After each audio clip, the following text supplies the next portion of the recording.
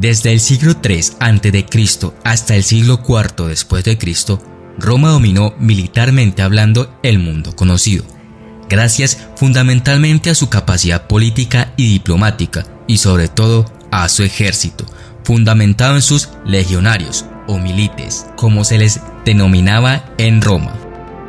Estos se enrolaban como legionario entre los 16 y 20 años y su servicio duraba hasta 25 años. La mayoría hijos de agricultores o ciudadanos pobres con pocas expectativas. Las pruebas de selección limitaban el acceso a hombres cuya fuerza y robustez no fuese probada, y el consejo que realizaba la supervisión para el ingreso era muy severo.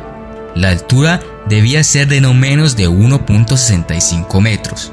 Una vez superado el periodo de prueba de 4 meses, prestaban juramento y recibían una identificación que les distinguía como militares, bien fuera un trozo de metal colgado de una cuerda alrededor del cuello o un tatuaje. Al legionario le estaba prohibido oficialmente casarse, y si ya lo estaba en el momento del reclutamiento, su matrimonio era declarado nulo. A pesar de ello, se calcula que hasta el 50% de los soldados formaba familias que no estaban reconocidas por las leyes. En los campamentos se mezclaban soldados experimentados con los recién llegados. En el estrato más bajo se encontraban los gregarios, los soldados rasos, y porque al luchar lo hacían como un rebaño. Se denominaban contubernium al grupo de 8 soldados romanos que formaban una especie de unidad. Convivían en la misma tienda, en el cuartel, y todos los días, nada más levantarse, llevaban a cabo una especie de desfile militar. Se alojaban en campamentos perfectamente organizados que ocupaban entre 17 y 28 hectáreas. En realidad eran pueblos con barracones, tenían almacenes, hospital y demás establecimientos. La atención médica era bastante mejor que la que pudiera recibir un civil normal. En los alrededores se organizaba una especie de asentamientos llamados canavae, con tabernas, prostíbulos y demás entretenimiento. La alimentación era sin duda mejor que la del común de la gente. Era una dieta basada en cereales, normalmente trigo. La cebada era más como castigo. Pescado, marisco, legumbres, judías, lentejas y vino diluido con agua. La comida más importante para el legionario, a lo contrario de lo que se cree hoy, era la cena, porque era el momento en el que terminaba su jornada de largas marchas y duro trabajo. La mayoría de los campamentos solían contar con uno o varios altares en su zona central, cercanos a las tiendas del cónsul o del pretor. Durante mucho tiempo se tuvo constancia de que los devotos legionarios rezaban en sus campamentos. Su vida era el adiestramiento. Su entrenamiento era muy riguroso. Llevaban a cabo una gran marcha de 30.000 pasos romanos, el equivalente de casi 36 kilómetros. La armadura y las armas, incluyendo su gladius, su scutum y sus 2 pila, pesan más de 20 kilogramos, y eso sin contar su mochila o zarzina, donde tiene comida y las herramientas que necesita para construir el campamento: la pala, la sierra, el pico y el canasto. Después de la marcha tenían que cavar los fosos, levantar los terraplenes y las empalizadas y montar las tiendas del campamento de marcha. ¡A entrenarse, reclutas!, gritaba el centurión, y todos comenzaban a entrenarse siguiendo las órdenes de los instructores. Primero atacaban postes de madera clavados en el suelo.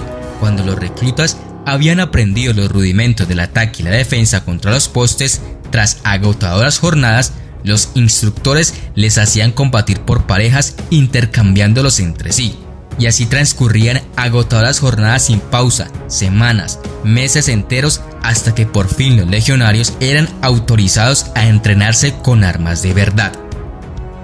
Finalmente, aprendían a adoptar formaciones especializadas para enfrentarse a cada tipo de enemigo. Los soldados romanos, además de preparar la lucha y practicar la guerra, colaboraban en el desarrollo de la colonización del imperio, participaban en la ocupación de las ciudades, en su fundación, bien en la construcción de calzadas, acueductos o puentes.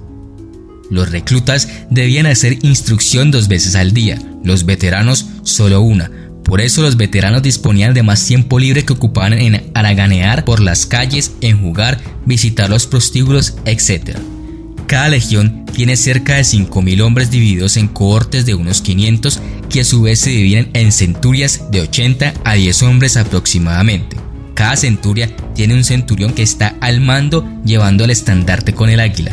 Los centuriones marchan junto a los legionarios gritando órdenes: dex, sin, derecha, izquierda, empezando con el pie derecho, ya que el izquierdo trae mala suerte. La primera gran ventaja que tenían era un sueldo garantizado, lo que muy pocos podían tener en la antigüedad. Ganaban al día un denario, lo mismo que un buen trabajador civil, con la ventaja de que el militar trabajaba todo el año, mientras que un artesano, por ejemplo, podía estar con frecuencia en paro. Su salario anual era de 1.200 sestercios. Al legionario de su sueldo se le deducía una parte para cubrir ciertos gastos, incluyendo contribuciones a un fondo para cada soldado. Además de su sueldo, los legionarios podían obtener fuentes de ingresos como los donativos que solía conceder cada nuevo emperador a las legiones. Los botines de guerra también eran otra fuente de ingresos, a veces bastante buenas, como los que obtuvieron los que conquistaron Jerusalén en el año 70 después de Cristo.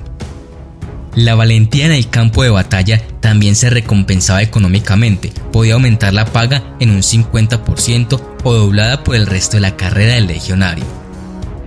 Más o menos la mitad de los soldados sobrevivía a esos 20 o 25 años de servicio.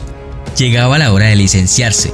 En ese momento recibían la parte de su salario que el ejército les guardaba y recibían una gratificación económica, sustituta a las tierras que se les entregaban en los primeros tiempos. Un centurión tendría una capacidad económica similar a las de las élites de las ciudades y podía ocupar puestos municipales de relevancia. El soldado raso tendría el nivel suficiente para vivir cómodamente. Tenían entonces unos 40 a 45 años y algunos, no demasiados, una vida por delante.